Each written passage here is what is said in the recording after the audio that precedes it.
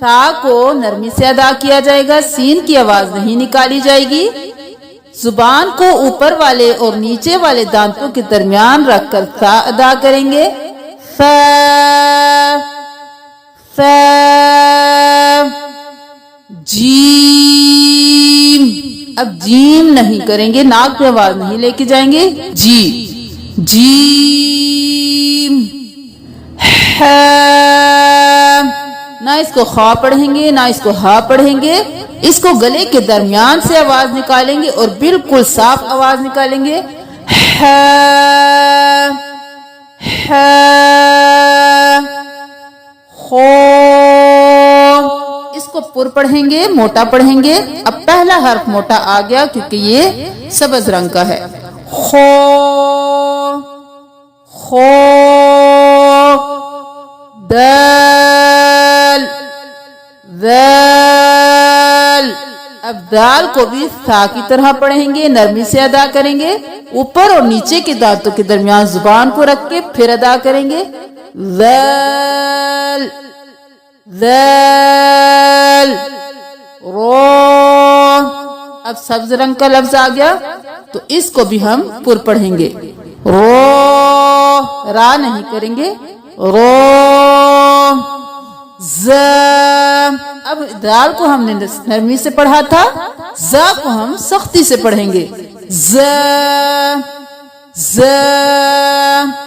سین، اب سین نہیں کرنا، سا کو نرمی سے اور سین کو سختی سے سیٹی کی آواز نکالیں گے، سین سین۔ شین شین صاد، اب موٹا حرف آ گیا، صاد، اس کو صاد نہیں کرنا، صاد زود زود، قو زو قو، تا نہیں کرنا، اس کو موٹا پڑھنا ہے، قو زو، اب وہ پڑھنا ہے، اب زا سختی سے، دال نرمی سے اور زو موٹا، تینوں میں فرق ہے۔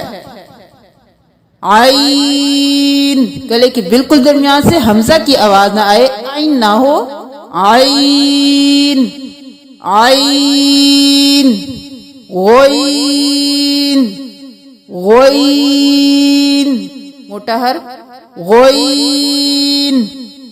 ف قاف، موٹا حرف، قاف قاف۔ کاف، اب یہ باریک لفظ، کاف کاف، قاف اور کاف میں بہت بڑا فرق ہے، اس کو اگر ایک جیسا پڑھیں گے، قاف کو کاف پڑھیں گے، کاف کو قاف پڑھیں گے تو حرف کا جو مطلب ہے وہ چینج ہو جائے گا۔ قاف کاف، خو رو صاد ضاد قا ظا غین اور قاف، یہ موٹے حروف ہیں، ان کی اچھی طرح پریکٹس کریں۔ لام میم نون واو ہا، اب جو ہم نے ہا پڑھا یہ گلے کے درمیان سے ادا ہوگا، خو پڑھا یہ پور ادا ہوگا، موٹا پڑھیں گے۔ اب یہ جو ہا ہے یہ سینے کی طرف سے ادا ہوگا بھاری آواز کے ساتھ، ہا، تینوں ہا خو ہا میں فرق ہے، اگر تینوں میں آپ فرق نہیں کریں گے تو مطلب بدل جائے گا۔ حمزہ یا یا، ایک بار موٹے حروف کی پریکٹس کیجئے، خو رو صاد ضاد قا ظا غین قاف، نرمی سے پڑھے جانے والے حروف، خ ذال، سختی سے پڑھے جانے والے، ز سین، تینوں خوا میں فرق، ح खो है।